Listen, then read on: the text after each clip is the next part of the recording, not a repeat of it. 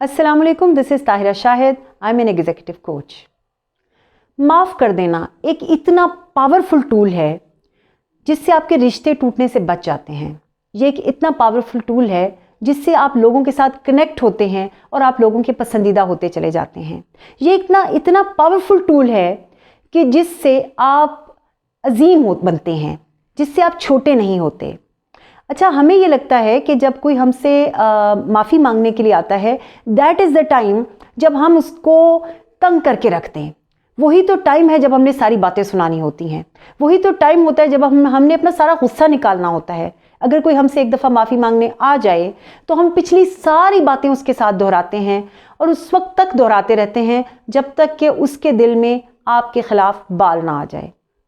माफ़ी जब कोई मांगने के लिए आपके पास आ जाए, वही टाइम होता है बेहतरीन टाइम जहाँ पे आपने अजीम बनना है।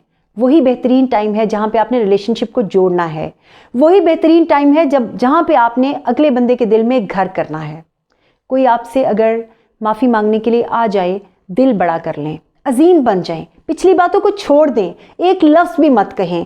सिर्फ कहें तो ये बात कि पिछली बातें ख़त्म, आप आ गए, बहुत बड़ी बात है, आपका बहुत बहुत शुक्रिया और मेरा दिल आपके लिए बिल्कुल साफ़ है।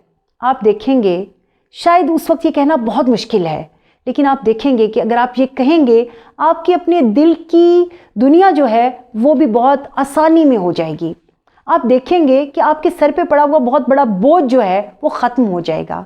आप देखेंगे कि आपका अगले बंदे के साथ जो रिलेशनशिप उस वक्त डेवलप होगा, जो आप उस वक्त कनेक्ट करेंगे, कोई और मौका, कोई और लम्हा, कोई और टाइम नहीं आ सकता उस तरह से कनेक्ट करने का।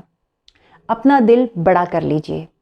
जब लोग आपके पास सॉरी करने के लिए आएँ तो आप वाकई दिल से उनको माफ़ कर दीजिए। माफ़ करने से ज़िंदगी के रास्ते आसान होते चले जाते हैं, दूसरों के लिए भी और आपके लिए भी। ऐसी ही मोटिवेशनल एंड गाइडेंस से भरपूर वीडियोस के लिए हमारे चैनल को सब्सक्राइब कीजिएगा। अपना बहुत ख्याल रखिएगा। जल्द मिलेंगे हम एक नई सोच, एक नई वीडियो के साथ। अल्लाह हाफ़िज़।